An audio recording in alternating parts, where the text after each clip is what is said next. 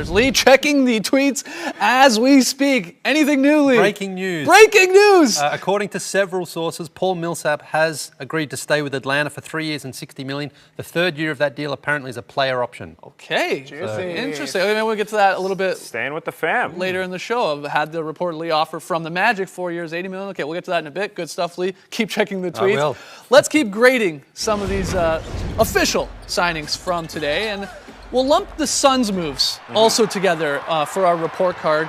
Brandon Knight, restricted free agent Brandon Knight, has re-signed with the Suns. 5 years, $70 million, according to numerous reports. Woj, the first with that at Yahoo team. They said retaining him was very important to them, a top priority. They gave up a big pick for him. So getting him about $14 million per year. The Suns, a bit of a surprise here, signing Tyson Chandler to a 4-year, $50 million deal. TC averaged 10 and 11 in 75 games with the Mavs after being fired from the Knicks. So taking a jump shot. Whoa. Let's give the Suns a bit of a report card here in terms of Knight and Chandler signing with them today. I give it a B. Everyone else here at the table, Trey Tatz and Lee, giving it the barely passable C. Tough semester for the Suns. You're not liking today's Suns day. I'll start us off here.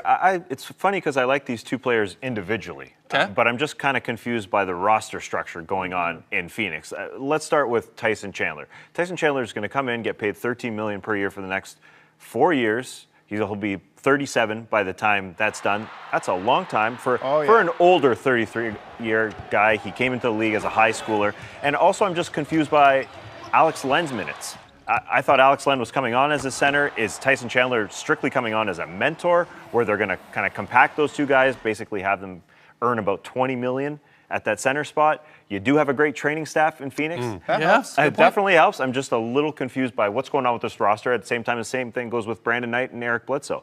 Are they shopping Eric Bledsoe? Are these two going to work together? What are they doing? Yes. What are they doing?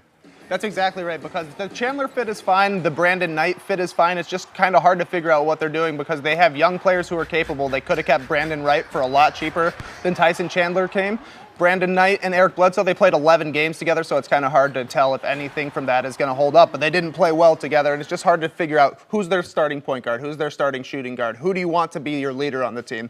They seem to have gotten too good too fast a couple of seasons ago, and now they're kind of trying to stay there, when in reality the Suns are probably a fringe playoff team. Yeah, for me, it was just merely about Tyson Chandler. Again, at his age, well, I know he played 75 games last year, which is a lot for him, and he is in Phoenix, which is a great situation for an older guy who has had an injury history. But I just don't think they're going to get that same sort of player. I think he's in decline. I think at this stage of his career, he is going to struggle a little bit to stay on the floor. And Brandon Knight, I think he's a very good player, but I'm not sure how that really sort of projects them further into the Western Conference, which we know is pretty deep anyway. So not a bad deal. Maybe C probably was a little bit harsh, maybe more a B- or a C+. Give it a C+ now here? Look, everyone's a teacher. Everyone's a teacher. We want to hear from you guys as well.